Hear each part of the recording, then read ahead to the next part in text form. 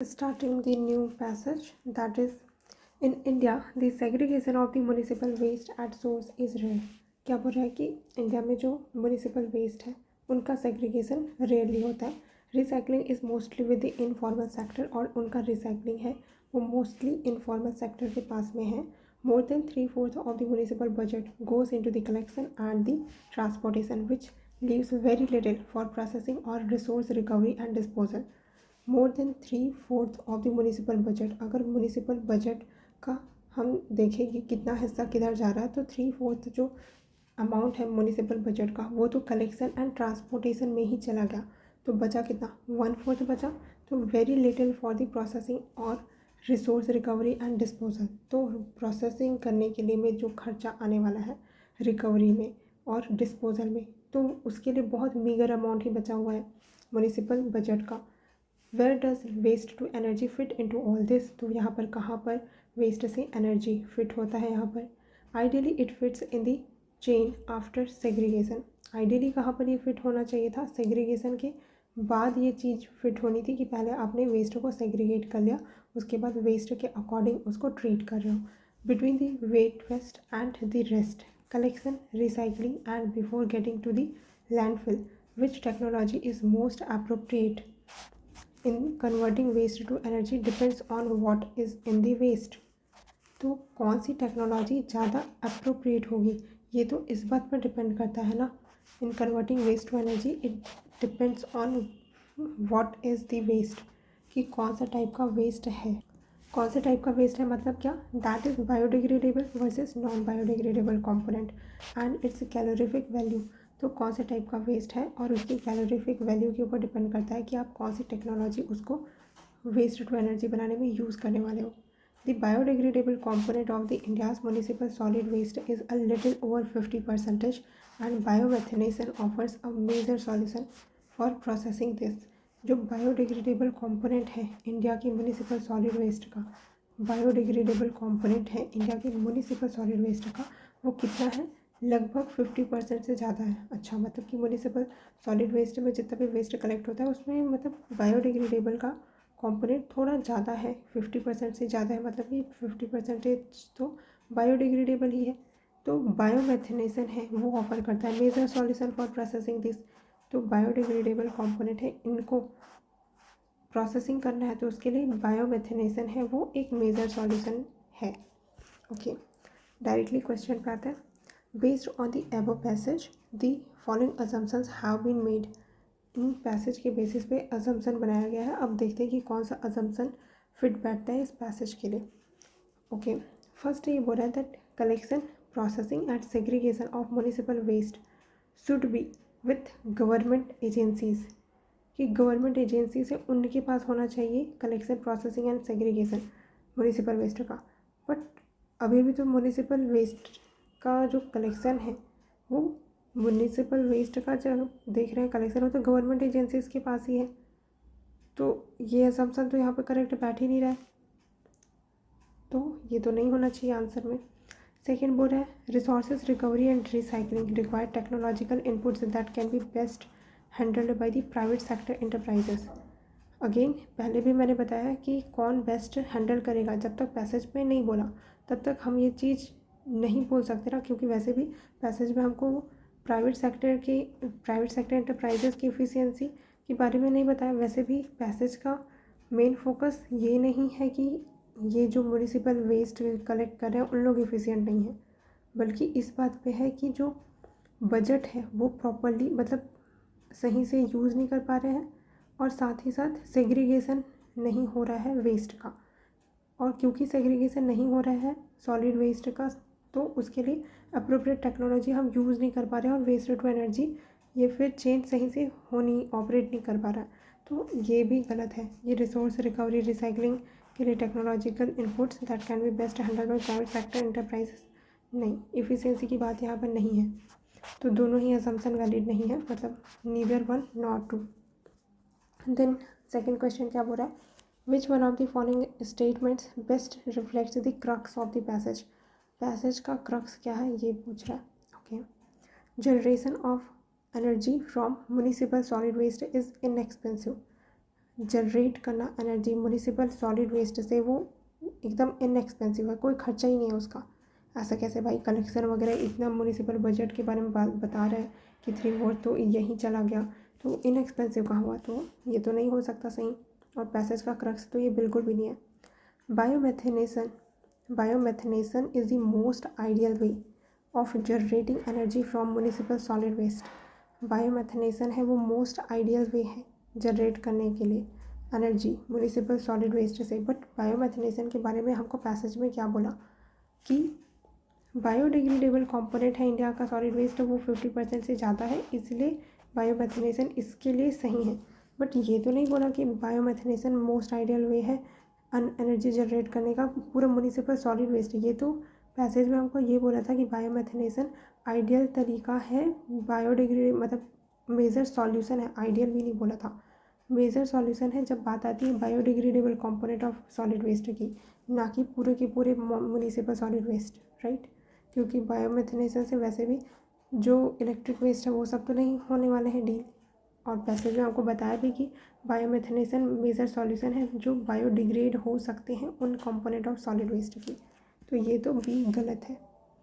Then C, segregation of the municipal solid waste is first step in ensuring the success of waste to energy plants. यही तो passage हमको बता रहा था शुरू से ही कि सेग्रीगेशन है म्युनिसिपल वेस्ट का सोर्स पे वो रेयर है, अगर ये हो जाता तो हम वेस्ट के अकॉर्डिंग उसको ट्रीट कर पाते, तो यही तो इशू था पूरे पैसेज में। तो ये that could be the answer, right. D वाला ऑप्शन देख लेते हैं, अगर ये ज़्यादा बेटर हुआ डी तो वो उन दोनों में हम कंपेयर करके देखेंगे। डी क्या बोल रहा है, the biodegradable component of India's municipal solid waste is not adequate to provide energy from waste efficiently और इफेक्टिवली। मतलब एडिक्वेट नहीं है, पर्याप्त नहीं है। बट हमको तो पैसेज में बताया ना कि बायोडिग्रेडेबल कंपोनेंट 50% के आसपास है, तो इतना पर्याप्त नहीं है तो कितना है भाई, ये तो होगा ही नहीं। C will be the answer, right. Next passage क्या बोल रहा है, there is a claim that organic farming is inherently safer and healthier. ये क्लेम किया जाता है कि जो ऑर्गेनिक फार्मिंग है वो इनहेरेंटली सेफ है एंड हेल्दी भी है। The reality is that because the organic farming industry is still young and not well regulated in India. But reality इस बात की ये है कि क्योंकि ऑर्गेनिक फार्मिंग इंडस्ट्री अभी भी बहुत यंग है और अभी बहुत ज़्यादा रेगुलेट नहीं की जाती है। Farmers and consumers alike are not only confused about what products are best for them, farmers and जो कंज्यूमर्स हैं दोनों ही कन्फ्यूज है इस बात पे कि कौन सा प्रोडक्ट उनके लिए बेस्ट है।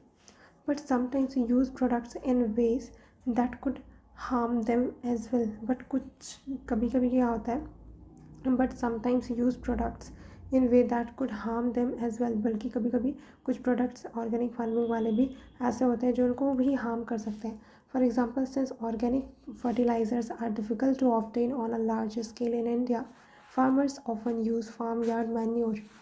फॉर एग्जाम्पल, जो ऑर्गेनिक फर्टिलाइज़र है वो तो डिफ़िकल्ट है ऑब्टेन करना लार्ज स्केल पे इंडिया में, तो जो फार्मर्स जिनके पास एक्सेस नहीं है इन ऑर्गेनिक फर्टिलाइज़र्स का, वो क्या करते हैं, अपने फार्म यार्ड मैन्योर्स है उन्हीं को ही यूज़ कर लेते हैं एज अ फर्टिलाइज़र विच में कंटेन टॉक्सिक केमिकल्स। विच में कंटेन बोला है कि उसमें हो सकता है कि कभी कभी हो सकता है कि टॉक्सिक केमिकल भी हो जाए, क्योंकि अब ये जो फार्म यार्ड मैन्योर है उसको तो किसी ने चेक नहीं किया है, उसका तो कोई चेकिंग नहीं हुआ है कि कौन सा सारे अमाउंट जितने भी उसमें मिनरल्स वगैरह है या फिर केमिकल्स वगैरह वो सही अमाउंट में है या नहीं, इसकी बात की तो कोई चेकिंग हुई नहीं है। अगर वो फर्टिलाइज़र होता, ऑर्गेनिक फर्टिलाइज़र होता, तो उसका जो पैकेज्ड होता तो उसमें तो पूरी चेकिंग हुई होती। बट यहाँ पर तो कोई कुछ भी चेक नहीं हुआ है। एंड हैवी मेटल्स हो सकते हैं ना, इसमें कंटेन कर सकते हैं, मैं बोला है, ठीक है। ऐसा ज़रूरी नहीं है कि सारे के सारे फार्म यार्ड मैन्योर में ये टॉक्सिक केमिकल्स हो ही। Certain plant sprays such as the datura flower and leaf spray have an element called atropine। तो कुछ प्लांट और स्प्रे जैसे दतुरा का फ्लावर होता है एंड लीफ का स्प्रे, इनमें एक एलिमेंट होता है जिसको बोलते हैं atropine. If it is not applied in the right dose, अगर ये चीज़ें मतलब ये जो धतूरा का फ्लावर और एंड उसका जो लीफ है उसका स्प्रे कर रहे हैं, ये राइट डोज में नहीं अप्लाई की जाती है। It can act on the nervous system of the consumer, तो कंज्यूमर के नर्वस सिस्टम पर एक्ट कर सकता है। And unfortunately how much and when to use it are not well researched और रेगुलेटेड इशूज़। तो कितना अमाउंट डालना है, ऐसा नहीं है कि मतलब धतूरा का फ्लावर है, ये उसका जो लीफ स्प्रे भी कर रहे हैं, फ्लावर एंड लीफ स्प्रे कर रहे हैं, तो ये पेस्टिसाइड रेजिस्टेंस इन चीज़ों के लिए यूज़ होता है। लेकिन कितना अमाउंट एंड कब करना है, ये अभी भी well researched and regulated issues है अभी भी इसमें, ये बता रहा है। ठीक है, तो क्वेश्चन पे आते हैं। Based on the above passage the following assumptions have been made, क्या क्या अज्यूम कर सकता है, देखते हैं। फर्स्ट बोला organic farming is inherently unsafe for both farmers and consumers, but ऐसा तो नहीं बोला ना पैसेज में कि इनहेरेंटली अनसेफ है। इन यहाँ पर हमको पैसेज में बोला कि ऑर्गेनिक फार्मिंग है, इसके लिए जो क्लेम किया जाता है कि इनहेरेंटली सेफ़र एंड हेल्दियर है, ऐसा रियलिटी में नहीं है कि इसमें, क्योंकि कुछ कुछ मतलब इशूज़ है, बट इसका मतलब ये नहीं है कि वो कम्प्लीटली इनहेरेंटली ही अनसेफ हो गया फार्मर के एंड कंज्यूमर दोनों के लिए। ये चीज़ तो हम अज्यूम नहीं कर सकते कि ये पैसेज बोल रहा है। सेकंड, ये farmers and consumers need to be educated about eco friendly food, farmers and consumers दोनों को ही एजुकेट करने की ज़रूरत है इको फ्रेंडली फूड के बारे में। हाँ, ये बात तो सही है, क्योंकि फार्मर्स को हमने देखा कि उनको नहीं पता है कि धतूरा का कितना अमाउंट डालना है फार्म यार्ड मैन्योर का, उसमें ऐसे कौन कौन से केमिकल मिक्स करने हैं ताकि टॉक्सिक केमिकल्स ना बने, हैवी मेटल्स का कंपोजिशन ना हो उसमें। तो इसके लिए इको फ्रेंडली फूड के लिए एजुकेट भी करना ज़रूरी है।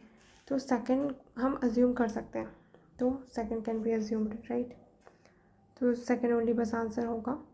Which one of the following statement best reflects the most logical, rational and practical message conveyed by the author of the passage, तो क्या मैसेज ऑथर देना चाह रहे हैं हमको। First, in India organic farming should not be promoted as a substitute for the conventional farming, passage ये तो नहीं बोल रहा था कि ऑर्गेनिक फार्मिंग है उसको प्रमोट ही नहीं करना चाहिए as a substitute of conventional farming, conventional farming की तो पैसेज बात भी नहीं कर रहा था, तो ये तो होगा ही नहीं answer. Second, there are no safe organic alternatives to chemical fertiliser, क्या बोल रहा कि हमने ये देखा भी था कि एक्सट्रीम वाले सही नहीं होंगे, तो ऐसा बोल रहा है कि कोई भी safe organic, no safe organic alternative, कोई भी ऑर्गेनिक ऑल्टरनेटिव है ही नहीं केमिकल फर्टिलाइज़र का, ये भी गलत। In India farmers need to be guided and helped to make their organic farming sustainable, India में फार्मर्स को गाइड करने की ज़रूरत है, हेल्प करने की ज़रूरत है उनको ऑर्गेनिक फार्मिंग, उनके ऑर्गेनिक फार्मिंग को सस्टेनेबल बनाने के लिए। हाँ, ये चीज़ सही है, पैसेज भी यही इशू रेज़ किया कर रहा था कि फार्मर्स है वो गलत यूज़ कर रहे हैं, क्योंकि उनको पता ही नहीं है कि कब कैसे यूज़ करना है, कितना अमाउंट यूज़ करना है। Unfortunately how much and when to use it are not well research and regulated issues है। तो अगर इस इशू को हम सॉल्व करते हैं तो ये बेनिफिट होगा। डी क्या बोल रहा है, the aim of the organic farming should not be to generate huge profits, organic farming का एम ह्यूज प्रॉफिट जनरेट करना नहीं होना चाहिए, as there is still no global market for its products, कोई ग्लोबल मार्केट नहीं है बोल रहा है ऑर्गेनिक फार्मिंग का। पैसेज में वैसे भी ग्लोबल मार्केट के बारे में कुछ बताया नहीं है, हमको इन्फॉर्मेशन दिया नहीं है, और साथ ही साथ ये नहीं होगा आंसर। और हम अपने लॉजिकल से भी देखें तो लॉजिकल रीजनिंग हमारी क्या बोलती है, ऑर्गेनिक फार्मिंग अगर ग्लोबल कोई मार्केट ही नहीं है तो ऑर्गेनिक फार्मिंग को लोग करते ही क्यों, अगर कोई मार्केट ही नहीं होता तो अपना आंसर तो आ गया, C will be the answer. Next passage क्या बोले, food consumption patterns have changed substantially in India over the past few decades, food का कंजम्पशन पैटर्न है इंडिया में वो चेंज हुआ है सब्सटेंशियली इंडिया में over the past few decades, last के कुछ डिकेड्स में। This has resulted in this disappearance of many nutritious foods such as the millets, जिसका रिजल्ट क्या हुआ है कि डिसअपियर हो गई है बहुत सारी न्यूट्रिशियस फूड्स जैसे millets. Okay, while food grain production has increased over 5 times since independence, it has not sufficiently addressed the issue of malnutrition, भले ही जो फूड ग्रेन प्रोडक्शन है वो इंक्रीज़ हुआ है 5 टाइम्स, तो फूड ग्रेन प्रोडक्शन तो increase हुआ है, बता रहा है 5 times since independence. It has not sufficiently addressed the issue of the mall nutrition, लेकिन माल न्यूट्रिशन का इशू है वो अभी तक सफिशिएंटली एड्रेस नहीं हुआ है। ऐसा नहीं कि बिल्कुल भी एड्रेस नहीं हुआ है, सफिशिएंटली एड्रेस्ड नहीं हुआ है। Okay, for long, the agriculture sector focused on increasing food production, particularly staples, which led to the lower production and consumption of indigenous traditional crops or grains, fruits, and other vegetables, impacting food and nutrition security in the process. लंबे समय से agriculture sector का focus इसी बात पर रहा है कि कैसे इंक्रीज़ किया जा सके फूड प्रोडक्शन को, पर्टिकुलरली स्टेपल्स का फूड प्रोडक्शन, स्टेपल वाले जो फूड प्रोडक्शन है उसको कैसे इंक्रीज़ किया जा सके, इसी बात पर एग्रीकल्चर का फोकस रहा है। जिसके कारण क्या हुआ है, लोअर हो गया प्रोडक्शन एंड कंजम्पशन भी, जो इंडिजिनस ट्रेडिशनल क्रॉप्स हुआ करते थे। ठीक है, तो यहाँ पर बताया इंडिजिनस ट्रेडिशनल क्रॉप्स और ग्रेन्स के बारे में एंड फ्रूट्स के बारे में एंड अदर वेजिटेबल्स जो कि impacting food and nutritional security in the process.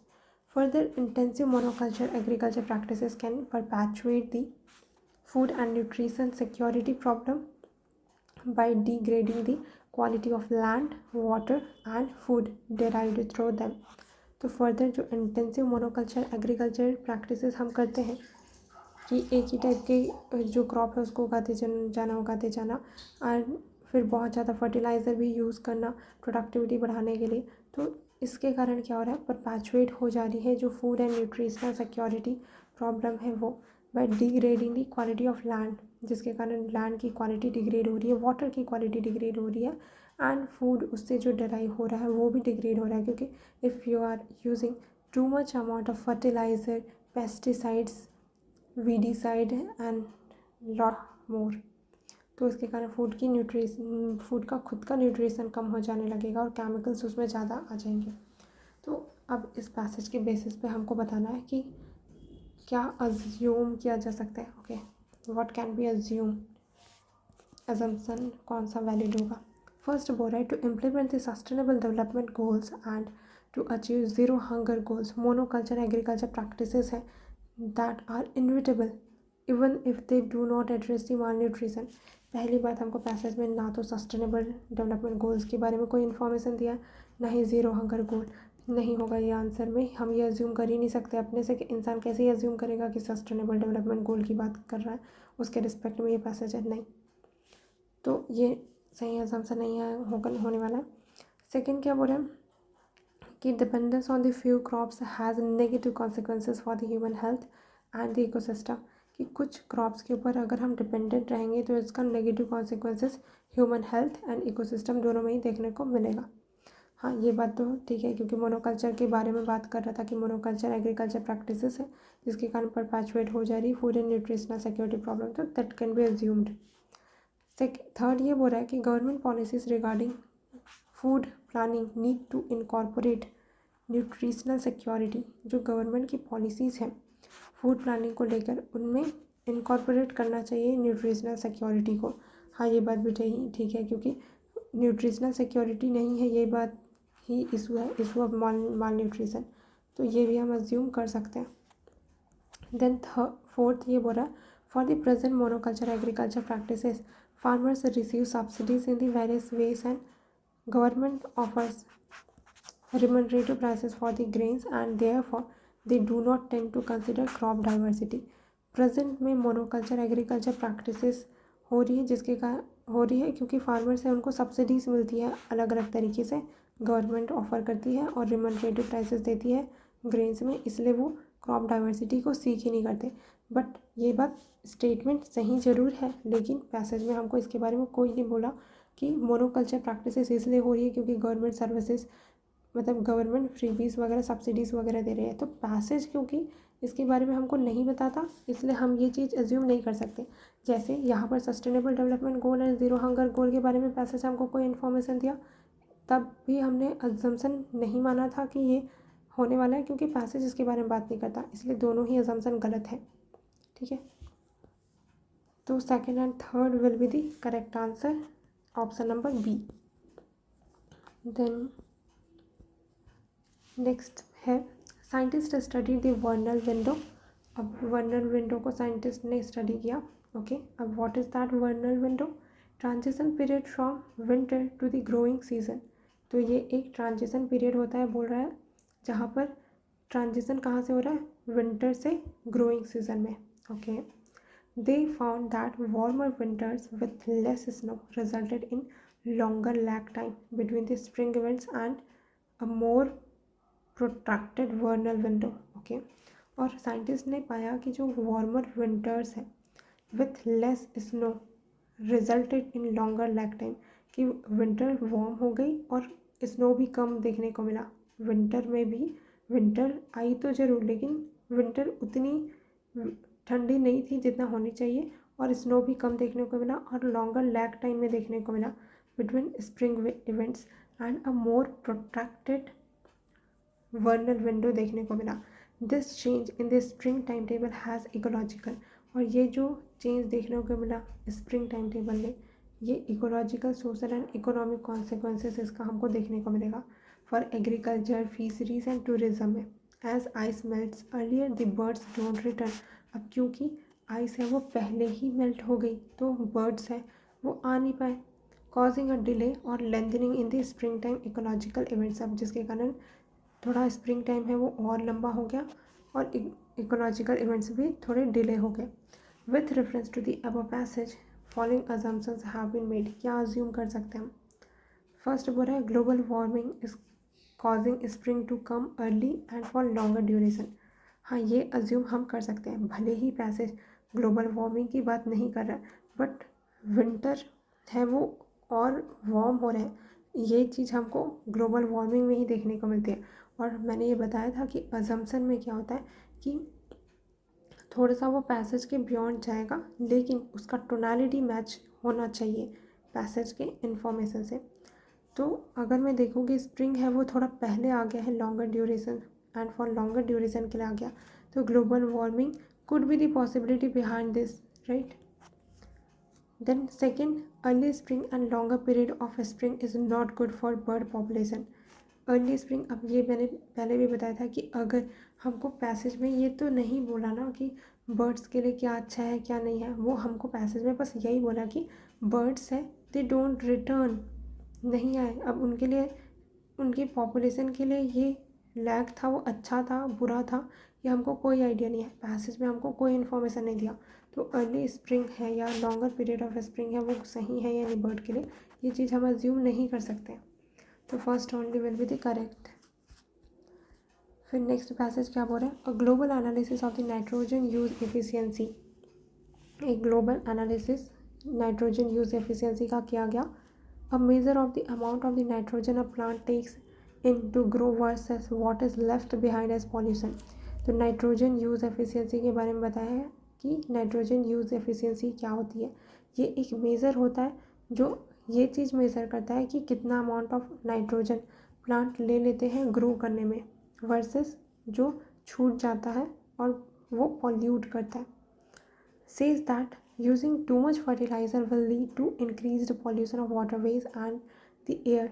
तो जो जो पॉल्यूशन के रूप में लेफ्ट, मतलब जो बच गया नाइट्रोजन जो यूज़ नहीं किया गया प्लांट के द्वारा, वो क्या होगा, इंक्रीज्ड पॉल्यूशन में पार्टिसिपेशन देगा अपना वाटरवेज एंड एयर में। Currently the global average for the nitrogen use efficiency is approximately 0.4। तो 0.4 अभी ग्लोबल एवरेज चल रहा है नाइट्रोजन यूज एफिशिएंसी। इसका मतलब क्या है कि 40% टोटल नाइट्रोजन है जो ऐड किए गए थे क्रॉपलैंड में, वो nitrogen added to cropland goes into the harvested crop, while 60% है वो लॉस्ट हो जाता है इन्वायरमेंट में। मतलब सिर्फ 40% ही यूज़ कर पा रहे हैं हम।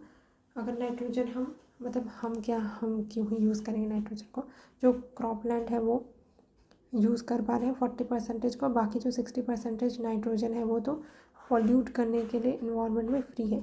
Says a study more than half the world population is nourished by the food grown with the fertilizer containing synthetic nitrogen. More than half of the world population, world के population का half से भी ज़्यादा जो food खा रहे हैं वो नरिस्ड हुए फूड्स हैं फर्टिलाइज़र से, जो कि सिंथेटिक नाइट्रोजन कंटेन करते हैं वो fertiliser. Which is needed to produce high crop yields. और ये सिंथेटिक नाइट्रोजन ज़रूरी है ताकि हम प्रोड्यूस कर सकें हाई क्रॉप यील्ड, क्रॉप की यील्ड बढ़ा सकें। Plants take the nitrogen they need to grow and the excess is left in the ground. Plants हैं वो नाइट्रोजन को लेते हैं और ग्रो करते हैं, और जो एक्सेस होता है वो ग्राउंड में बच जाता है और वाटर एंड एयर में बच जाता है। ठीक है, this results in significant emissions of the nitrous oxide. और इसका रिजल्ट क्या होता है कि सिग्निफिकेंटली इमिशन हमको देखने को मिलता है नाइट्रस ऑक्साइड का। नाइट्रस ऑक्साइड का फॉर्मूला N2। ओके, वैसे तो ज़रूरत नहीं है यहाँ पर। अब पोटेंट ग्रीन हाउस गैस है, potent greenhouse gas and ozone depleting gas है। Okay, and other forms of the nitrogen pollution करने के लिए वो अवेलेबल हो जाता है, including eutrophication of the lakes. Eutrophication of lake में भी हमको इसका रोल देखने को मिल जाता है ये नाइट्रोजन का। And reverse and contamination of the river water, river and contamination of the river water के पीछे भी ये जो नाइट्रोजन है उसका रोल है। अब देखते हैं क्वेश्चन क्या पूछ रहा है। Which one of the following statement best reflect the most logical rational and crucial message. Most logical rational and crucial message क्या है इस पैसेज का। फर्स्ट बोल रहा है an enhanced efficiency of use of nitrogen is imperative for both food production and environment. Enhanced efficiency use of nitrogen की जो efficiency है उसको यूज़ करने की, उसको इन्हांस करने की ज़रूरत है, यही इम्पेरेटिव है फूड प्रोडक्शन एंड एनवायरनमेंट के लिए। हाँ, ये बात तो सही है, क्योंकि हम जितना नाइट्रोजन डाल रहे हैं उसका सिर्फ 40% ही यूज़ कर पा रहे हैं, 60% पॉल्यूट कर रहे हैं, और उसके कारण eutrophication, ozone depleting, green house gas, ये सब इशू देखने को मिल रहा है। So that can be the most logical rational and crucial message हो सकता है ये पैसेज का। बट बाकी भी देख लेते हैं, अगर इससे बेटर ऑप्शन मिलता है जो इसको और ज़्यादा अच्छे से वाइडर इंटरप्रेट करे तो वो हो जाएगा उसका answer, otherwise this will be our answer. Second क्या बोल रहा है, production of synthetic nitrogen fertiliser can not be stopped. Can not be stopped synthetic nitrogen fertiliser का, as it will adversely affect the global food security. Food security का issue तो है ही नहीं, पैसेज में ये बोला भी नहीं कि फूड सिक्योरिटी का इशू है। फूड तो हम यील्ड बढ़ा के, हम नाइट्रोजन तो इसीलिए यूज़ करें ना यील्ड बढ़ा के, तो ये तो हो ही नहीं सकता। सी क्या बोल रहा है, alternatives to crop that require excess of nitrogen should be identified and cultivated. तो ऐसे हम क्रॉप को ढूंढेंगे जो कि नाइट्रोजन ज़्यादा यूज़ करता है और उसको कल्टिवेट करेंगे। But what about nutritional security, यहाँ पर तो हमको यही हमारा मेन इशू सॉल्व ये प्लांट ढूंढने से थोड़ी ना हो जाएगा। ओके, तो ये तो नहीं होने वाला पैसेज, वैसे भी हमको इसके बारे में कुछ बताया नहीं है। देन डी क्या बोल रहा है, conventional agriculture using synthetic fertilisers should be replaced with the agro forestry, agro systems and organic farming.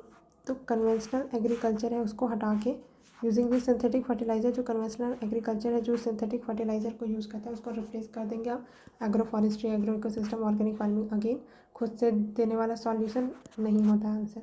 ठीक है, वैसे ये भी एक सॉल्यूशन टाइप का ही है जो पैसेज के बियॉन्ड वाला सॉल्यूशन है। ठीक है, पैसेज ने ऐसा कोई सॉल्यूशन नहीं दिया कि ऑल्टरनेटिव क्रॉप्स अगर हमको मिल जाते हैं जो नाइट्रोजन यूज़ अच्छे से करते हैं तब ये इशू सॉल्व हो जाता है, ऐसा पैसेज में बोला क्या, नहीं बोला ना। तो ये दोनों ही नहीं हो सकते आंसर। तो हमारा यही आंसर हो जाएगा कि इन्हांस्ड एफिशिएंसी वाले नाइट्रोजन, यूज़ ऑफ नाइट्रोजन की ज़रूरत है, तब जाके हम फूड प्रोडक्शन एंड एनवायरनमेंट दोनों को प्रोटेक्ट कर पाएंगे। ठीक है,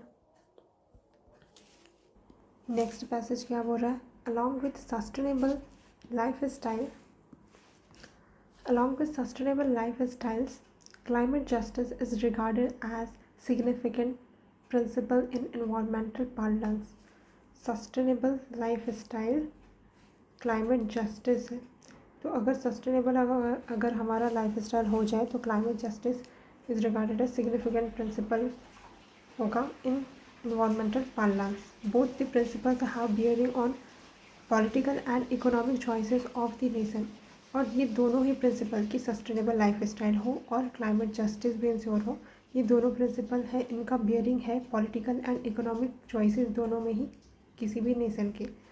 सो far in our climate change summits और compacts both the principles have eluded consensus among nations। दोनों ही प्रिंसिपल्स के बारे में सारे ही कंट्रीज़ क्या करते हैं, मतलब नेशंस है, उनका कंसेंसस है, मतलब सहमति देते हैं, दोनों ही प्रिंसिपल्स पे अग्री करते हैं। Justice in the judicial sense is well defined. Justice judicial sense में तो अच्छे से डिफाइंड है। However, in the context of the climate change, it has scientific as well as socio-political connotations।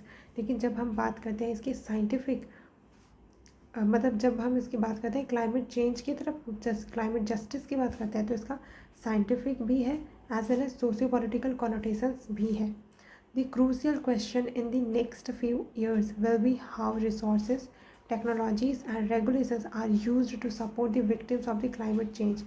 तो अब क्रूशियल क्वेश्चन क्या आता है नेक्स्ट फ्यू ईयर्स में, कि हम कैसे इन रिसोर्सेज, टेक्नोलॉजीज एंड रेगुलेशंस को यूज़ कर रहे हैं सपोर्ट करने के लिए क्लाइमेट चेंज के विक्टिम्स को। Justice in climate is not confined to actions relating to the mitigation. तो जस्टिस जो है क्लाइमेट के पर्सपेक्टिव से अगर हम देखें तो ये इस बात तक ही बस ही कन्फाइंड नहीं है कि हम जो एक्शंस ले रहे हैं क्लाइमेट चेंज के लिए, मिटिगेशन के लिए, but includes the wider notion of support for adaptation to climate change and compensation for loss and damage। okay, तो justice in climate is not confined to actions relating to mitigation तक का confined नहीं है, बल्कि ये और क्या include करता है, wider notion of support for adaptation to climate change, कि हम अडॉप्ट भी करें क्लाइमेट चेंज की तरफ एंड कंपनसेट करें जो भी लॉस एंड डैमेज हो रहा है उसके लिए। Which one of the following statement best reflects most logical, rational, crucial message? Passage का बताना है हमको। पहला बोल रहा है climate justice should be ingrained in detailed in the rules of all the new climate compacts agreements. तो हाँ, ये बात तो पैसेज भी इसी लाइन में जा रहा है कि क्लाइमेट जस्टिस है उसको लाने की ज़रूरत है, इनग्रेन करने की ज़रूरत है अग्रीमेंट वगैरह, क्योंकि वैसे भी सारे नेशन का कंसेंसस तो है ही इस प्रिंसिपल पे, तो ये अज्यूम किया जा सकता है, सेम टोन में ही है पैसेज के। सेकंड बोल रहा है environmental resources are unevenly distributed and exploited across the globe. कहाँ से आ गया भाई ये इन्वायरमेंटल रिसोर्सेज? इधर कहीं पर इन्वायरमेंटल रिसोर्सेज की बात ही नहीं चल रही है, पैसेज का इधर फोकस है ही नहीं। C there is an impeding issue of dealing with a huge number of climate change victims, climate refugees. Impeding issue आ रहा है डील करने का huge number of climate refugee का, बट क्लाइमेट रिफ्यूज़ी के बारे में ऐसा तो कुछ बोला ही नहीं कि क्लाइमेट रिफ्यूज़ी का बहुत मतलब कि आने वाले टाइम में बहुत ज़्यादा क्लाइमेट रिफ्यूज़ी आने वाले हैं। हम तो इधर सीधा sustainable life and climate justice यही बात चल रही है, तो ये भी नहीं हो सकता। डी क्या बोल रहा है climate change in all its connotation is mostly due to the developed countries. Again developed countries को ब्लेम करने वाला पैसेज में कुछ सेंटेंस था ही नहीं, और अपने से किसी को ब्लेम करने लग जाएगा ऑप्शन में तो नहीं। Climate change in all its connotation is mostly due to the developed countries and therefore their share of burden should be more। नहीं, डेवलप्ड कंट्रीज़ के बारे में हमको कोई इन्फॉर्मेशन प्रोवाइड नहीं की गई। Climate justice and sustainable life style की बात चल रही थी और उनको हमको डिटेल में रूल्स में लाने की ज़रूरत है क्लाइमेट कॉम्पैक्ट्स एंड और एग्रीमेंट्स में। ठीक है, तो ये हमारा आंसर हो जाएगा। आगे देखते हैं sourcing food from non agricultural lands uncultivated systems such as the forests, wetlands, pastures, etc. in addition to agricultural lands enable a systemic approach to the food production। तो जो सोर्सिंग फूड है जो non agricultural land से आते हैं, uncultivated system such as forest हो गया, wetlands, pastures, यहाँ पर से जो फूड आ रहे हैं in addition to the agricultural lands, ये इनेबल करते हैं एक सिस्टमिक अप्रोच फूड कंजम्पशन का। Okay, it allows rural and tribal communities to sustain themselves for the whole year and stay clear of natural disasters and season induced shortfalls of the agricultural food. तो ये जो food को source कर रहे हैं, एक तो नॉन एग्रीकल्चर तरफ से कर रहे हैं, नॉन एग्रीकल्चरल लैंड से, और इन एडिशन एग्रीकल्चरल लैंड से रूरल एंड ट्राइबल कम्युनिटीज़ है वो अपने आप को सस्टेन ही कैसे कर पा रहे हैं पूरे साल भर इन्हीं चीज़ों से, and stay clear of natural disaster and season induced shortfall of agriculture food पर जब नेचुरल डिजास्टर हो जाती है या सीजन इंड्यूस्ड शॉर्टफॉल होते हैं तो एग्रीकल्चर फूड भी कम हो जाता है। Since the productivity of the trees is often more resilient, but क्योंकि प्रोडक्टिविटी है ट्री की वो थोड़ी रेजिलियंट होती है एज़ कम्पेयर टू जो एग्रीकल्चरल क्रॉप्स हैं उनके कंपैरिजन में, to adverse weather condition than annual crops. तो एनुअल क्रॉप्स के जगह ये जो ट्री वाले होते हैं ना वो वहाँ से जो फूड वगैरह मिलता है, और ट्री थोड़े रेजिलियंट होते हैं। तो अगर शॉर्टफॉल वगैरह ये सब हुआ क्लाइमेट का या नेचुरल डिज़ास्टर के कारण कुछ हुआ तो भी जो ट्रीज हैं वो थोड़ा सर्वाइव कर पाते हैं। और वहीं पे एनुअल क्रॉप्स वगैरह देख लें तो वो उतना एडवर्स वेदर कंडीशन को सर्वाइव नहीं कर पाता है। Forest foods often provide a safety net during the periods of this food shortages caused by the crop failure. तो ये एक सेफ्टी नेट प्रोवाइड करते हैं क्या, ट्रीज, क्योंकि ये प्रोवाइड करते हैं फूड शॉर्टेज के टाइम पे भी फूड, जब अगर क्रॉप फेलियर हो भी जाता है तो forest foods also make important contributions during the seasonal crop production gap. तो जब भी क्रॉप प्रोडक्शन गैप आ भी जाता है तो फॉरेस्ट फूड है वो उनका एक इम्पॉर्टेंट कॉन्ट्रीब्यूशन देखने को मिलता है। Which one of the following statements best reflects the most logical rational message conveyed by the author of the passage. पहला बोल रहा है food yielding trees should replace other trees in rural and tribal areas and community owned lands। Passage में किसी को किसी से replace करने की बात की ही नहीं गई। अब तक हमने इतने बार ये वाला सेम पैटर्न देख लिया कि इसको इससे रिप्लेस कर देना चाहिए, इसको इससे रिप्लेस कर देना चाहिए। ऐसे स्टेटमेंट जब तक पैसेज में ही नहीं बोला क्लियरली तब तक हम ये आंसर नहीं मानेंगे, ठीक है। सेकेंड क्या, food security can not B insured in India. Can not B insured in India मतलब फूड सिक्योरिटी हम इंडिया में इंश्योर ही नहीं कर सकते with the present practice of conventional agriculture. पहली बात तो कन्वेंशनल एग्रीकल्चर के बारे में भी हमको पैसेज में नहीं बोला, और फूड सिक्योरिटी का भी इशू रेज नहीं किया गया है यहाँ पर। हाँ, फूड सिक्योरिटी इन केस हम ऐसा सोच सकते हैं कि नेचुरल डिज़ास्टर वगैरह हो गया तो फूड सिक्योरिटी खतरे में है, लेकिन इसके लिए हम इंश्योर ही नहीं कर सकते फूड सिक्योरिटी, ये बात तो नहीं है। ये बात पैसेज में भी नहीं बोला क्योंकि हमको बता रहा था ना वो कि ट्रीज से कैसे सेफ्टी नेट प्रोवाइड हो रहा था, तो बी भी नहीं हो सकता आंसर। सी बोल रहा है wasteland and degraded areas in India should be converted into agro forestry systems to help the poor. कि वेस्टलैंड है डिग्रेडेड एरिया के जो इंडिया में उन सबको हमको कन्वर्ट कर देना चाहिए एग्रो फॉरेस्ट्री में। नहीं, ऐसा कोई सॉल्यूशन जो पैसेज से के बाहर से हो, भले ही वो अच्छा ऑप्शन हो ना हो मैटर नहीं करता, वो आंसर नहीं होगा, ठीक। डी क्या बोल रहा है, agro ecosystem should be developed in addition to और अलॉन्ग विथ कन्वेंशनल एग्रीकल्चर। अब यहाँ पे क्या बोला कि एग्रो इकोसिस्टम है उसको डेवलप करने की ज़रूरत है इन एडिशन टू या फिर साथ में ही कन्वेंशनल एग्रीकल्चर के। यही बात भी तो पूरे पैसेज में बोल रहा था कि कैसे जब हमारा एनुअल क्रॉप फेलियर हो जा रहा था, वो कन्वेंशनल क्रॉप था, तो वो जब वो ख़राब हो जा रहा था उसके बावजूद जो ट्रीज़ थे वो सेफ्टी नेट प्रोवाइड कर रहे थे। तो हमको क्या करना है, एग्रो इकोसिस्टम को भी डेवलप करना है in addition to the conventional agriculture. तो ये हमारा आंसर हो जाएगा, ठीक है। Then next, while awareness on the use और misuse and abuse of antibodies is common knowledge as it is impact of dosing poultry with antibiotics. While awareness on use or misuse and abuse of antibiotics is common knowledge, हमको इस बात का तो awareness है कि हम misuse करते हैं या फिर अब्यूज़ करते हैं एंटीबायोटिक्स को, और इसका जो इम्पैक्ट हमको कहाँ पे देखने को मिलता है, पोल्ट्री में with antibiotics. The environmental impact of antibiotics manufacturing companies not treating their waste has scarcely been discussed at any length or seriousness that thus far.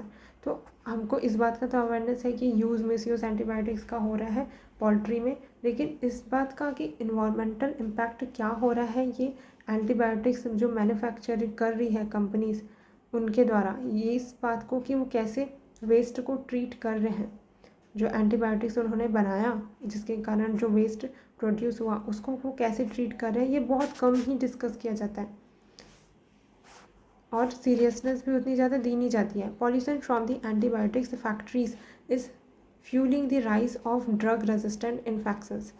जो पॉल्यूशन है एंटीबायोटिक्स फैक्ट्रीज का, pollution from antibiotics factories is fuelling the rise of drug resistant infections. तो इनसे जो pollution हो रहा है in factories से, वो और ज़्यादा फ्यूल कर रहा है राइज पे जो ड्रग रेजिस्टेंट इन्फेक्शन हो रहे हैं उनको। The occurrence of the drug resistant bacteria surrounding the pharma manufacturing plants is well known. और ये हमको ऑकरेंस तो पता ही है कि कितना ज़्यादा ड्रग रेजिस्टेंट बैक्टीरिया सराउंड कर रहा है फार्मा मैन्युफैक्चरिंग प्लांट में। देन क्वेश्चन पे आता है which one of the following statement best reflects the most logical and practical message conveyed by the passage. तो पैसेज कौन सा most logical and practical message convey कर रहा है? पहला, it is necessary to put proper effluent treatment protocol in place. It is necessary to put proper effluent treatment protocol की ज़रूरत है। हाँ, तो इफ्लुएंट वगैरह की बात कर भी रहा है कि फैक्ट्री कैसे अपने वेस्ट को ट्रीट नहीं कर पा रहे हैं, तो नेसेसरी है, तो that could be logical. Okay, second क्या बोल रहा है? It is necessary to promote environmental awareness among people. People में अवेयरनेस की कमी है ऐसा तो कुछ नहीं नज़र आया पैसेज में। नहीं है, अवेयरनेस का कोई दिक्कत तो नहीं है। देन सी क्या बोल रहा है? Spread of drug resistant bacteria can not be done away with. Can not be done away with extreme गलत। As it is inherent in the modern medical care गलत होगा। कि कैसे ऐसे कैसे ड्रग रेजिस्टेंट बैक्टीरिया है, इसका स्प्रेड हम ठीक ही नहीं कर सकते। डी क्या बोल रहा है? Pharma manufacturing company should be set up in remote rural areas. मतलब क्या क्या बोलना चाह रहा है ये कि रूरल एरियाज में करो तुम जितना जो करना है, ताकि रूरल वाले जो पॉपुलेशन है वो अफेक्ट हो तो चलेगा, अर्बन वाले नहीं अफेक्ट होने चाहिए। Away from crowded town and cities, no.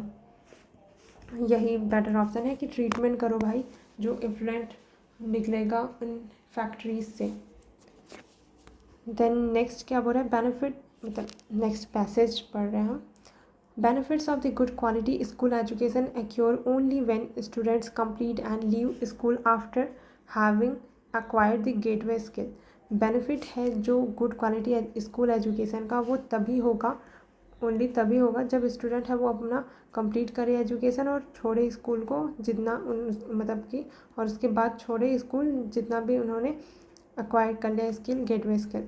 Like one learns to walk before running, जैसे कि कोई इंसान पहले चलना सीखता है दौड़ने से पहले। Similarly one picks up advanced skills only after picking the basic foundational skills. इसलिए तुम तब इंसान तभी एडवांस्ड स्किल को पिकअप करेगा जब उसके पास बेसिक फाउंडेशनल स्किल्स तो हो। The advent of the knowledge economy poses new challenge. जो एडवेंट हो गया है नॉलेज इकोनॉमी का, अब ये और ज़्यादा नया चैलेंजेस लेके आ रही है। And one of the severe consequences of having an uneducated workforce will be our inability to keep pace with the global economy. तो क्या बोल रहा है? क्योंकि एडवेंट हुआ है नॉलेज इकोनॉमी का, इसके कारण नए चैलेंजेस आ गए हैं और जिनका हमको सीवियर कॉन्सिक्वेंसेस देखने को मिल रहा है कि अनएजुकेटेड वर्कफोर्स है वो एबल नहीं है पेस मेंटेन करने में ग्लोबल इकोनॉमी के साथ। Without a strong learning foundation at the primary level, जब तक आपका स्ट्रॉन्ग लर्निंग फाउंडेशन नहीं होता प्राइमरी लेवल पे, there can be no improvement in the higher education में कोई इम्प्रूवमेंट नहीं होगा, स्किल डेवलपमेंट में भी कोई इम्प्रूवमेंट नहीं होगा। तो यहाँ पर इस बात पे स्ट्रेस दिया गया कि बिना स्ट्रॉन्ग लर्निंग फाउंडेशन, मतलब फाउंडेशन लर्निंग स्ट्रॉन्ग नहीं है प्राइमरी लेवल पे, तो इम्प्रूवमेंट हायर एजुकेशन या स्किल डेवलपमेंट में बहुत कम ही देखने को मिलेगा।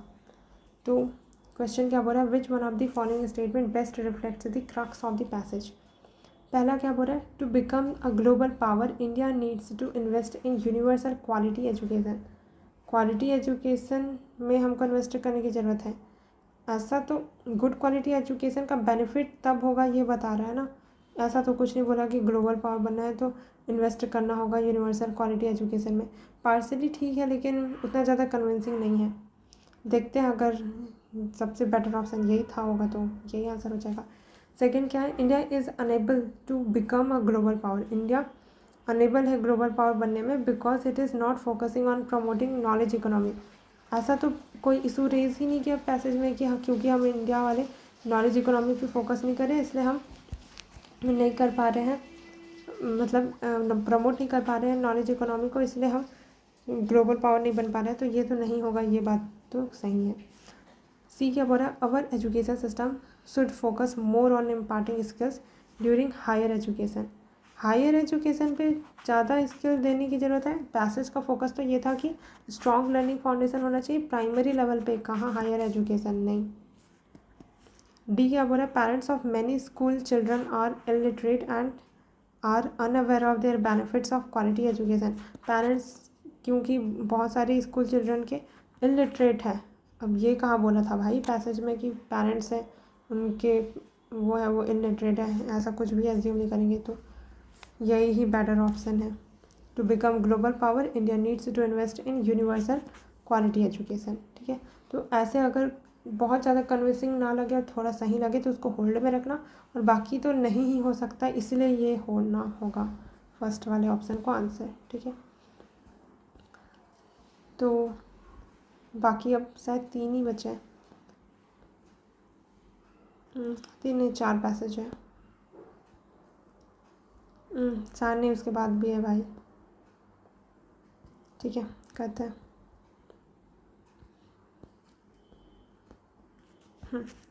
The paradox of choice is illustrated by the story of the Buridans, as Jean Buridan, the 14th century philosopher, wrote about free will and the inability to choose due to the numerous choices and uncertainties।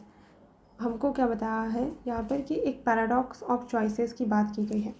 Paradox of choices जो illustrate किया है story में किसके, बुरिडान्स S के story में बताया है किसने, जीन बुरिडान ने। ओके, 14th सेंचुरी फिलोसोफर है ये, वो लिखते हैं free will and inability to choose due to numerous choices. वो बताते हैं कि फ्री विल और जो इनेबिलिटी है कि हम चूज़ नहीं कर पा रहे हैं, इनेबल है चूज़ करने में। क्यों इनेबल है, क्योंकि हमारे पास बहुत सारी चॉइसेस अवेलेबल है एंड अनसर्टेनिटीज़ बहुत ज़्यादा है।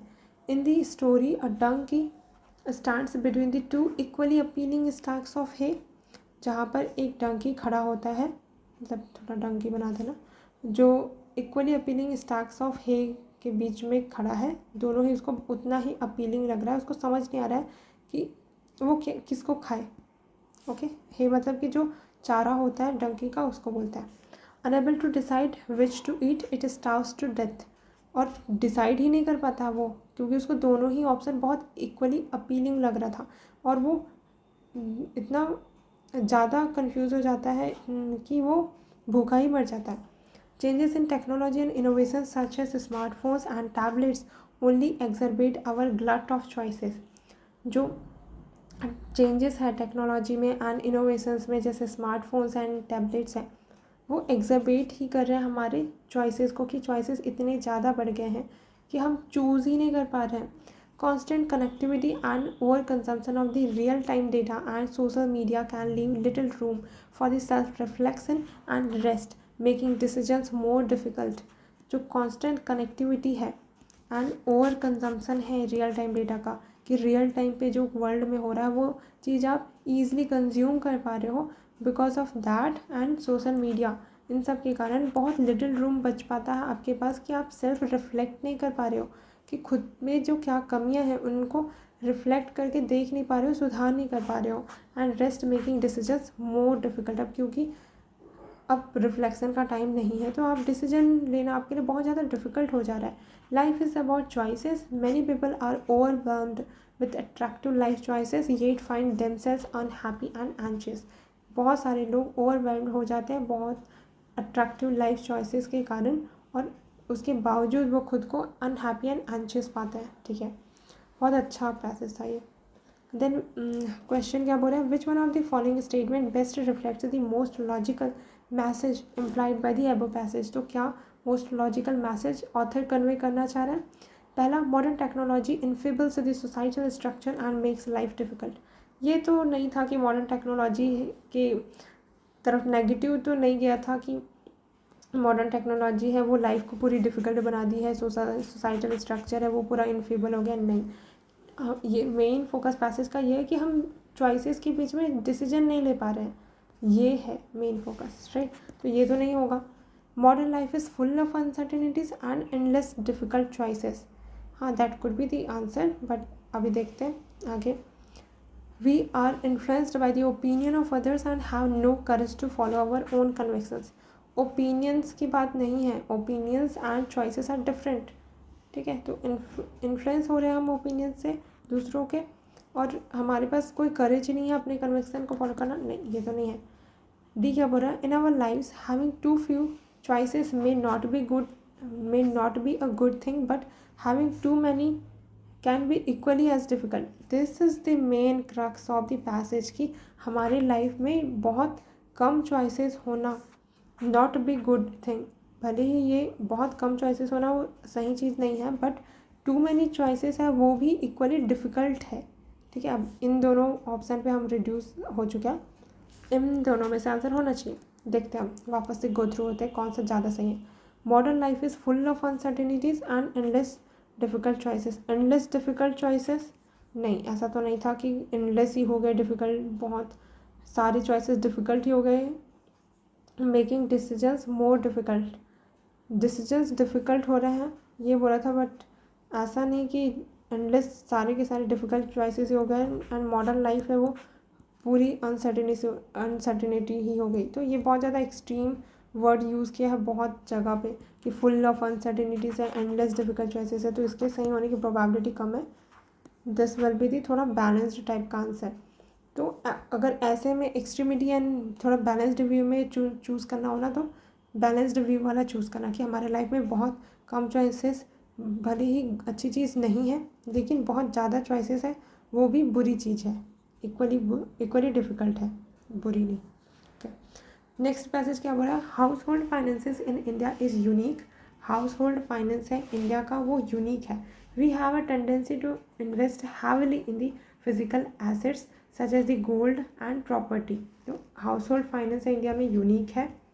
हमारे यहाँ क्या होता है, हैविली हम बहुत ज़्यादा हैविली इन्वेस्ट करते हैं फिजिकल एसेट्स में, जैसे gold, property. Steps to encourage the financialisation of the saving are critical. Steps लेना इनकरेज करने को फाइनेंशियलाइजेशन में ऑफ सेविंग वो बहुत ज़्यादा क्रिटिकल है कि स्टेप्स लेना इंडिया में इनकरेज करने को कि आप भी फाइनेंशियलाइजेशन में अपना जो सेविंग्स है उसको लगाओ, ये चीज़ थोड़ा क्रिटिकल है। अ पॉपुलास accustomed to traditional processes will not simply jump into financialization। तो इंडिया की जो पॉपुलेशन है वो अकस्टम्ड है इन ट्रेडिशनल प्रोसेसेस में, वो सिंपली जंप नहीं कर लेगी अपनी जो सेविंग्स है उनको फाइनेंशियलाइजेशन में लाने में। Hurdles to change include onerous bureaucracy. और हर्डल इसमें क्या है कि वो क्यों चेंज नहीं कर रहे हैं अपने सेविंग्स को फाइनेंशियलाइजेशन में क्यों नहीं लगा रहे हैं, क्योंकि वो बहुत ज़्यादा स्केप्टिक, ऑनरस ब्यूरोक्रेसी इंक्लूड है इसमें एक हर्डल तो, and scepticism of the organised financial institutions. Organised financial institutions को बहुत ज़्यादा स्केप्टिक होकर देखते हैं इंडिया की populace. A lack of basic information about which of the myriad services and providers is best for each family and how, and even if one can make the transition between them if necessary। तो क्योंकि lack है basic information का about which of the myriad services की, इतने सारे जो services provide किए जाते हैं एंड प्रोवाइडर्स हैं उनमें से कौन बेस्ट है हर एक फैमिली के लिए, ये भी दिक्कत है, ठीक है। तो हर्डल्स क्या क्या है, एक तो ऑनरस ब्यूरोक्रेसी और साथ ही साथ स्केप्टिसिज्म फाइनेंशियल इंस्टीट्यूशन के टुवर्ड्स, देन बेसिक इन्फॉर्मेशन नहीं है, फिर मायरियाड ऑफ सर्विसेज अवेलेबल है प्रोवाइड करने वाले। तो इन चीज़ों के कारण हर फैमिली के लिए क्या बेस्ट है ये हमको पता ही नहीं है। And how and even if one can make the transition between them if necessary. और कैसे करना है ट्रांजिशन वो नहीं समझ आ रहा है, ट्रांजिशन अगर नेसेसरी है भी, one can make the transition between them if necessary, अगर ज़रूरत पड़ती भी है तो। ओके, क्वेश्चन क्या बोल रहा है, regarding the financialization of the household savings, which of the following statement best reflects the solution that are implied by the passage। तो फाइनेंशियलाइजेशन है हाउस होल्ड सेविंग का, financialisation of house hold saving के बारे में हमको बताना है कि क्या बेस्ट रिफ्लेक्ट कर रहा है सॉल्यूशन। ओके, करेक्ट चूज करना है। फर्स्ट क्या बोल रहा है, a flexible environment is needed to develop solution. Flexible environment की ज़रूरत है डेवलप करने के लिए सॉल्यूशन। हाँ ठीक है, अब नॉट श्योर कि ये सही है गलत है, उतना ज़्यादा कुछ भी वहाँ नहीं रहा है। Second, household needs customised solution, हाँ ये बात तो ठीक है, क्योंकि हाउस होल्ड को पता ही नहीं है कि क्या उनके लिए सही है, क्योंकि बहुत ज़्यादा स्केप्टिसिज्म। और यहाँ पे बोला भी ना कि what is best for each family नहीं पता, तो हर एक फैमिली के लिए सॉल्यूशन देना मतलब क्या, कस्टमाइज्ड सॉल्यूशन। ठीक है, तो सेकंड तो सही होना चाहिए। सेकंड ओके, तो सी तो कट गया। Innovations in financial technology are required. Innovation financial technology में ज़रूरत है। इनोवेशन हाँ बोल भी सकते हैं, क्योंकि आई एम नॉट श्योर कि innovation household financing unique या tendency could be the right answer. But एक बार और देखते हैं, फर्स्ट को देखते हैं कुछ एलिमिनेट हो पा रहा है क्या। सेकंड तो तीनों में ही है। A flexible environment is needed to develop solution. Flexible environment की ज़रूरत है सॉल्यूशन डेवलप करने के लिए। हाँ सॉल्यूशन की ज़रूरत तो है, कि तभी जाके फाइनेंशियलाइजेशन है सेविंग क्राइटेरिया के रूप में बढ़ाया जा सकता है। तो ये तो सही होना चाहिए, क्योंकि अब दोनों ना तो एक्सट्रीम पे जा रहे हैं, ना ही कुछ ऐसा मिल रहा है जो पैसेज के अगेंस्ट जा रहा हो। तो आई थिंक तीनों करेक्ट होना चाहिए, 1, 2 and 3। Next, pharmaceutical patents grant protection to the patentee for the duration of the patent term. Okay, pharmaceutical जो पेटेंट है वो दिया जाता है, वो मतलब वो ग्रांट करता है प्रोटेक्शन पेटेंटी को जब तक का उसका पेटेंट का टर्म है। Okay, the patentee enjoy the liberty to determine the prices of the medicine which is time limited to the period of monopoly. Okay, जो पेटेंटीज है वो इंजॉय करते हैं लिबर्टी कि वो डिटरमाइन कर पाएंगे कि क्या प्राइस होगा उन मेडिसिन का, जो पेटेंटेड मेडिसिन है वो उन टाइम लिमिट तक का जब तक का वो पेटेंट का टर्म है, to the period of monopoly. तो इस टाइम पीरियड तक का उसी की मोनोपोली होगी कि उस प्राइस पे वही बेच सकते हैं, but could be unaffordable to the public. But ये चीज़ अनअफोर्डेबल हो जाएगी, क्योंकि पेटेंटेड मेडिसिन ये तो पता ही है कि बहुत ज़्यादा महंगी होती है अगर हम बात करें नॉर्मल पब्लिक की। सच patent protection offered to the patentee is believed to benefit the public over longer term। But ये पेटेंट प्रोटेक्शन हम देते क्यों हैं, ऑफर इसलिए करते हैं ताकि पेटेंटी है ऑफर टू द पेटेंटीज इसलिए ऑफर किया जाता है उस पेटेंटी को, क्योंकि लॉन्ग टर्म में पब्लिक है वही बेनिफिट होगी in innovations and research and development से। Although it comes at a cost, भले ही ये एक कॉस्ट के ऊपर आ रहा है, क्योंकि आप शुरू में तो पेटेंटी को उस टाइम पीरियड तक का जिस भी प्राइस में वो बेचना चाह रहा है वो उस पर वो मोनोपोली है उसकी। In the nature of the higher prices for the patentee medicine, क्योंकि वो हायर प्राइसेस में वो पेटेंटेड मेडिसिन को बेच रहा है। The patent regime and price protection, जो पेटेंट रिजीम है एंड प्राइस प्रोटेक्शन है through a legally validated high price for the medicine during the currency of the patent. जो पेटेंट रिजीम है एंड प्राइस प्रोटेक्शन है through legally validate किया जाता है high price को for the medicine during the currency of the patent.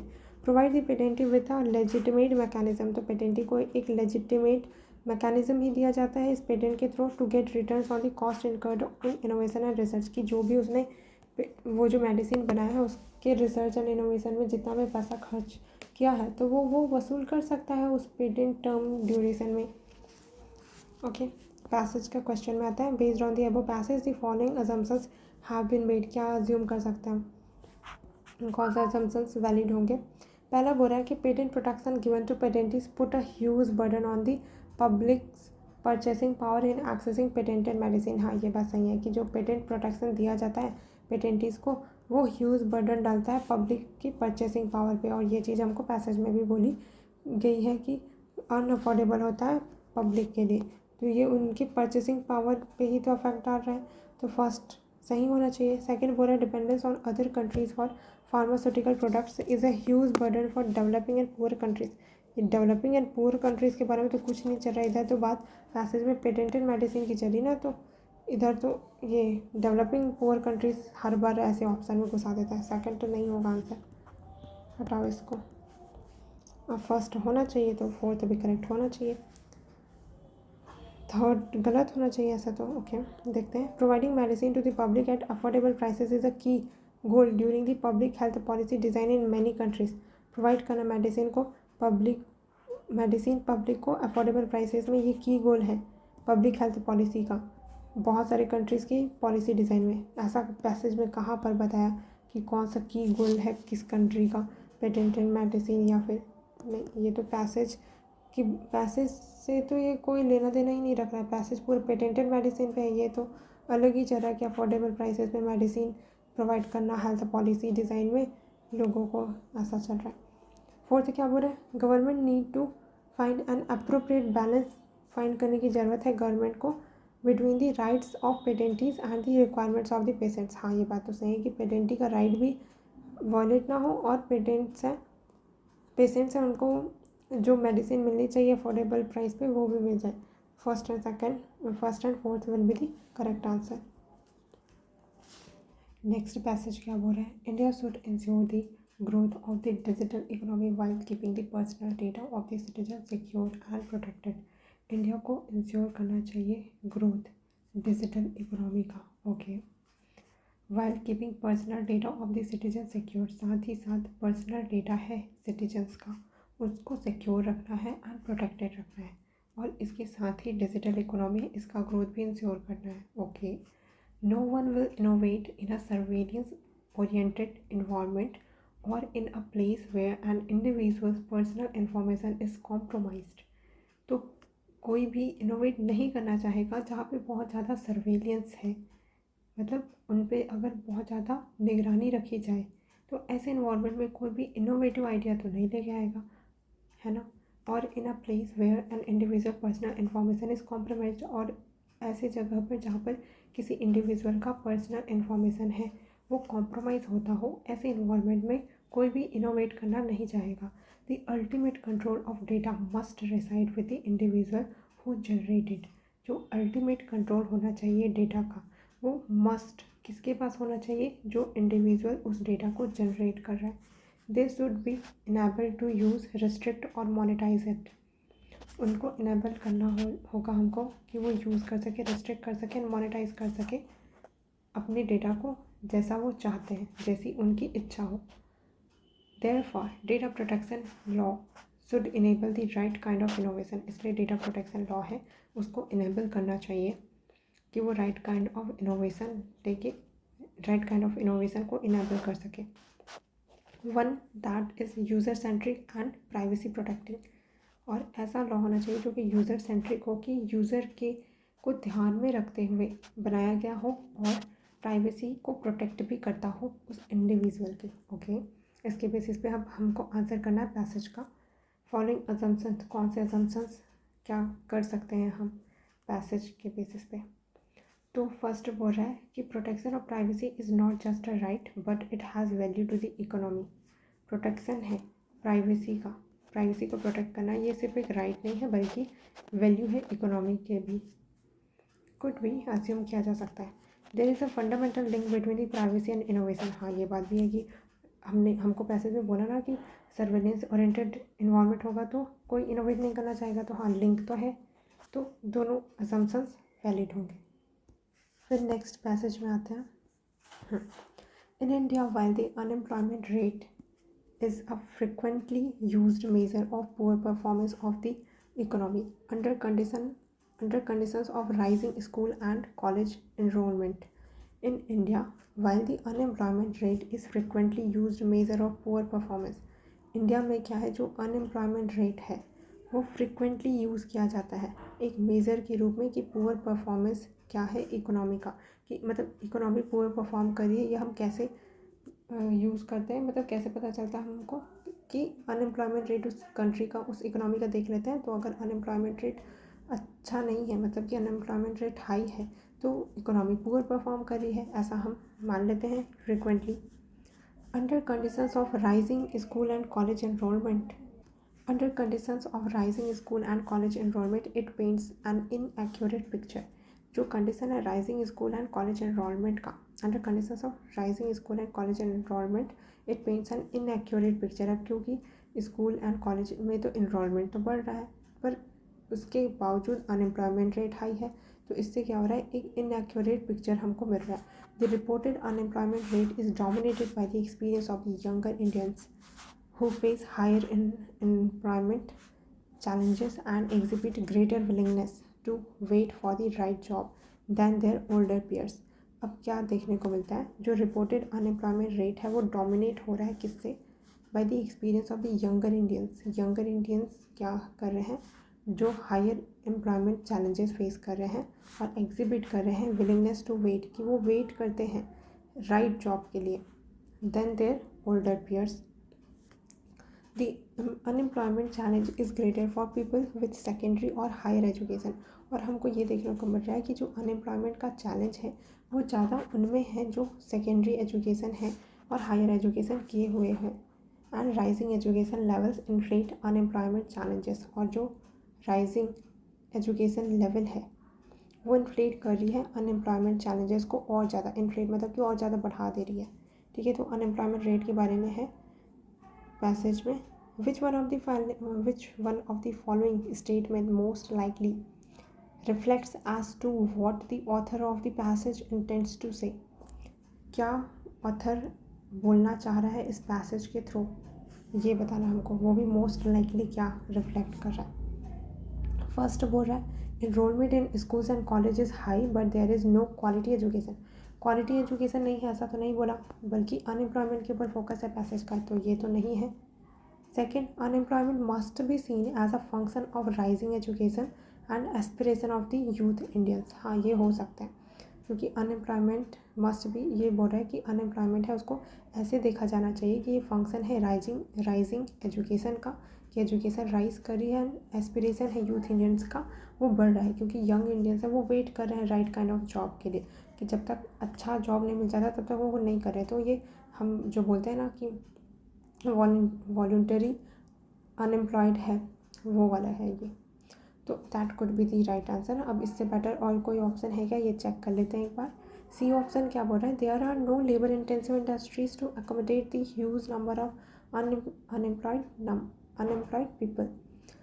There is no labour intensive industries, कोई labour intensive industries नहीं है अकोमोडेट करने के लिए huge number of unemployed people को। यहाँ पर तो ये बोला ही नहीं कि लेबर इंटेंसिव इंडस्ट्रीज़ की ज़रूरत है, ये नहीं है, और इसलिए अनएम्प्लॉयड पीपल ऐसा पैसेज तो कुछ बात ही नहीं कर रहा है, तो ये भी नहीं होगा आंसर।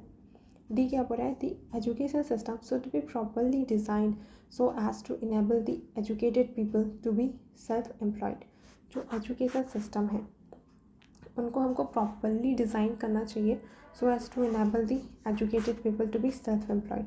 जो एजुकेशन सिस्टम है उसको हमको अच्छे से प्रॉपरली डिज़ाइन करने की ज़रूरत है, बोल रहा है, ताकि तब जाके एजुकेटेड पीपल है वो सेल्फ एम्प्लॉयड हो पाएंगे। बट एजुकेशन सिस्टम में फॉल्ट है ऐसा तो कहीं पर पैसेज ने नहीं बताया हमको, तो हम ऐसा कुछ एज्यूम भी नहीं कर सकते कि होगा, और वैसे भी अजम्पशन नहीं है, मोस्ट लाइकली रिफ्लेक्ट क्या कर रहा है बोला, तो एजुकेशन सिस्टम के बारे में तो कुछ नहीं बोला है, तो B will be the correct answer.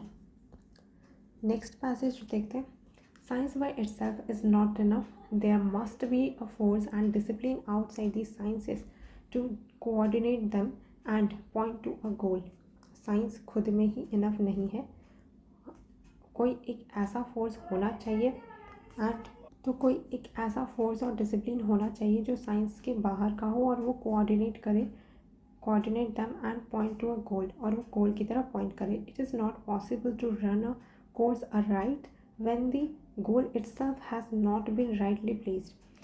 ये पॉसिबल नहीं है कि वो रन करे course aright when the goal itself has not been rightly placed. जब तक गोल ही सही जगह पर प्लेस्ड ना हो तब तक, मतलब ये पॉसिबल नहीं है कि आपका कोर्स सही हो जब तक आपका गोल सही जगह पर प्लेस्ड नहीं है। What science needs is philosophy. Science को किसकी ज़रूरत है, फिलोसॉफी की ज़रूरत है, needs. The analysis of scientific method and the coordination of the scientific purposes and results, without this any science must be superficial. जो एनालिसिस है साइंटिफिक मैथड का and coordination of the scientific purposes, तो analysis करना scientific method का और coordinate करना कि scientific purposes क्या है उनको और उनके रिजल्ट्स को, बिना इसके साइंस है वो सुपरफिशियली रहेगा। Government suffers precisely like science for lack of philosophy. Government है वो सफ़र कर रही है प्रिसाइजली जैसे साइंस सफ़र कर रहा है।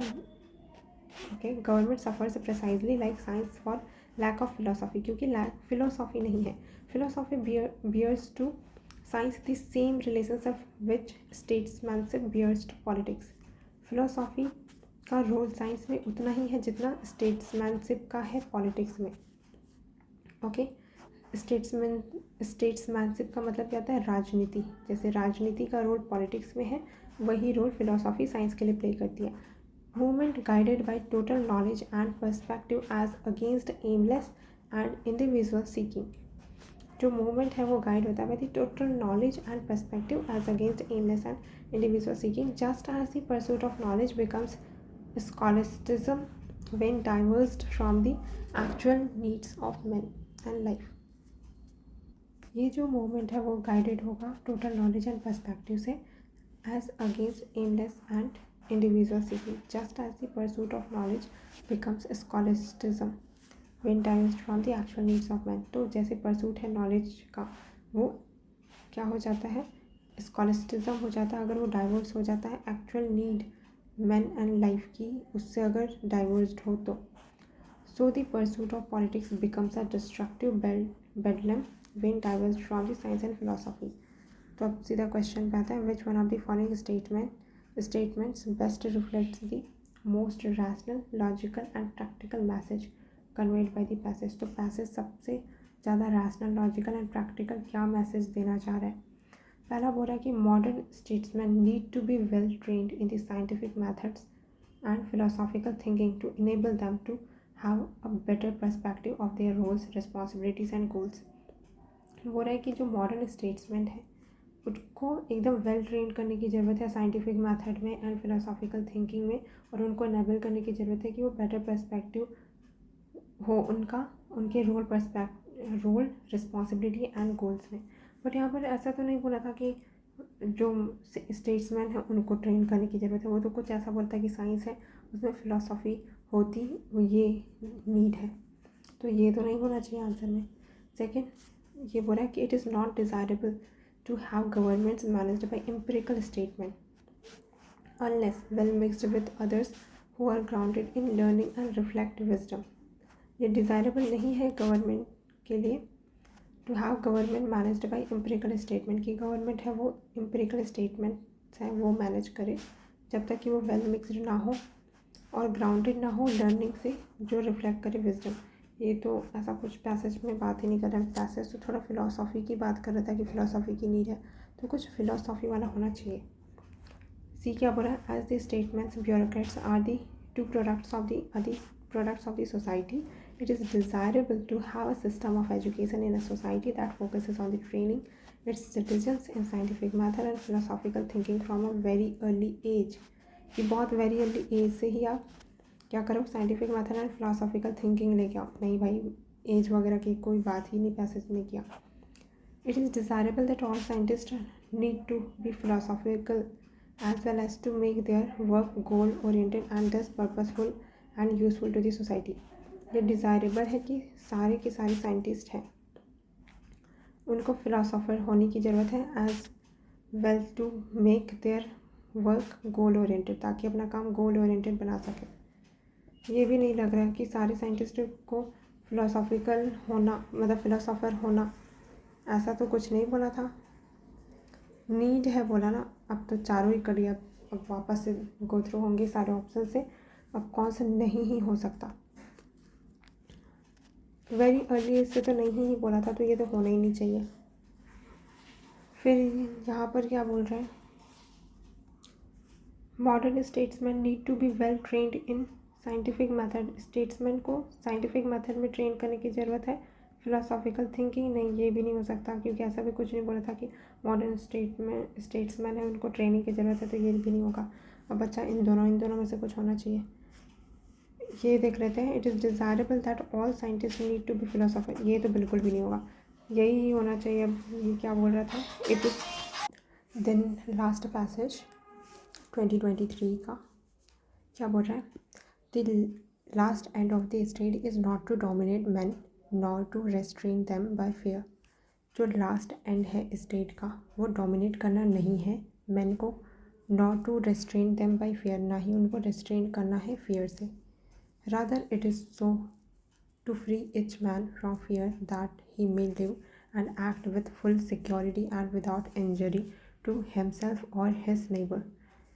बल्कि क्या करना है स्टेट का काम? फ्री करना है फियर से, ताकि वो अपनी लाइफ है वो जी सके, that he may live and act with full security, ताकि वो एक्ट कर सके फुल सिक्योरिटी से एंड बिना इंजरी पहुँचाए, बिना नुकसान पहुँचाए खुद को और दूसरों को भी। The end of the state, I repeat, is not to make rational beings into brute beasts and machines.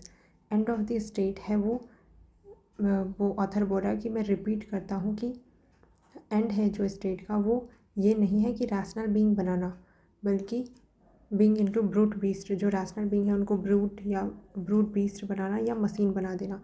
It is to enable their bodies and their minds to function safely, बल्कि उनकी बॉडीज़ एंड उनके minds को function करवाना safely, ये है state का काम। It is to lead man to live by and to exercise a free reason that they may not waste their strength in hatred, anger and guile, nor act unfairly toward one another. Okay, it is to lead man to live by, बल्कि ये क्या है state का काम कि वो lead करे man का लाइफ एंड एक्सरसाइज करे free reason and to exercise a free reason, ताकि वो एक्सरसाइज कर सके, फ्रीली रीज़न कर सके, that may not waste their strength in hatred, और उनका जो ह्यूमन बींग है उसका जो स्ट्रेंथ है वो हेट्रेड में वेस्ट ना हो, anger and will, nor act unfairly towards one another, और अनफेयरली भी ना हो टुवर्ड्स वन अनदर, एक दूसरे की तरफ। ओके, तो क्या बता रहा है पैसेज के, इसके बेसिस पे हमको क्वेश्चन का आंसर करना है। Based on the above passage which one of the following terms best expresses the ultimate goal of the state. तो क्या अल्टीमेट गोल है स्टेट का जो ये पैसेज बताना चाह रहा है? फर्स्ट बोल रहा है personal safety.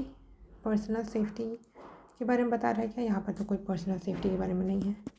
Health of body and mind, body and mind के हेल्थ के बारे में नहीं, ये तो बिल्कुल भी नहीं। कम्युनल हारमनी, कोई कम्युनल की बारे में बात ही नहीं हुई पैसेज में। लिबर्टी, हाँ यही तो था कि स्टेट को क्या करना है, मैन को फ्री करना है ताकि वो फ्रीली सोच सके और दूसरों को मतलब फुल सिक्योरिटी हो और किसी को भी नुकसान ना पहुँचे, ना खुद को ना नेबर को। तो liberty will be the correct answer. Okay, so सारे पैसेजेस डन हो गए हैं 2023 का। अब इसके बाद 2021 का करेंगे और 2013 से लेकर 2020-21 का करेंगे, जब तक का 2020-24 का आंसर की नहीं आ जाता ऑफिशियल वाला, क्योंकि कोचिंग के आंसर बहुत ज़्यादा वेरी करते हैं, इसलिए बेटर है कि वेट कर लेते हैं rather than doing the wrong answers. Okay.